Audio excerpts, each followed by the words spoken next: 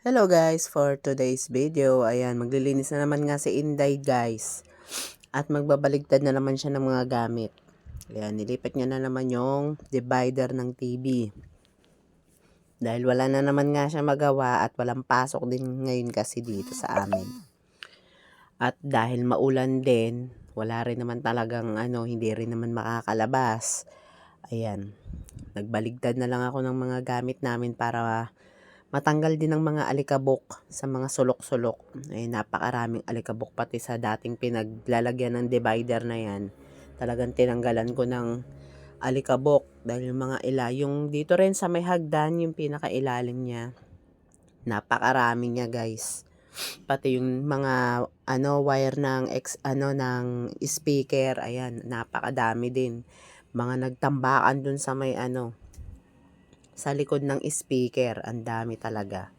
Kaya kailangan talaga rin, paminsan-minsan din talaga, kailangan mo rin siyang buting-tingin. Talagang kailangan pati mga kasulok-sulukan, tatanggalin mo talaga lahat ng gamit para lang matanggal mo yung mga alikabok. Napakarami niya. Kahit na araw-araw na rin ako naglilinis niyan. Pero iba pa rin talaga pagka yung natatanggal mo siya dun sa mga pinaglalagyan niya, yun, maaano mo talaga, matatanggal mo yung mga alikabok. Kasi kung sa puro harapan lang, pero yung mga likod hindi mo natatanggal dun sa napakarami. Tsaka rin, para matanggal din yung mga lamok-lamok. Kasi hindi na rin ako nakakapag-spray ngayon kasi may mga alaga akong nandito sa loob ng bahay. Meron akong aso, meron akong 3 kuting, at meron na naman bagong inalagaan yung anak kong sisiw. 2. Ayun, nakakulong sila. Nandito din sila sa loob. Dun banda sila sa may kusina. Ayun, kaya hindi ako talaga nakakapag-spray ng mga salamok. Pati yun sa mga pang-ipis-ipis yan. Kasi baka maano yung mga alaga ko. Lalo na yung aso ko. Tsaka yung 3 kuting. Yung 3 kuting, kumakain naman na sila. Kaso ayoko rin silang pakawalan dahil kung saan-saan din sila dumudumi.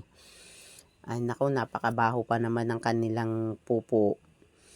Kaya ayan, linis-linis na lang muna tayo habang walang pasok. At saka maulan talaga dito sa amin araw-araw. Paano siya aaraw. Tapos maya-maya uulan na naman. Ayan, kaya ayoko talagang lumabas. Yung mga anak ko lang naman ang siging labas-pasok pagka Hindi ko rin naman kasi sila masisi dahil rin naman dito sa loob ng bahay talaga.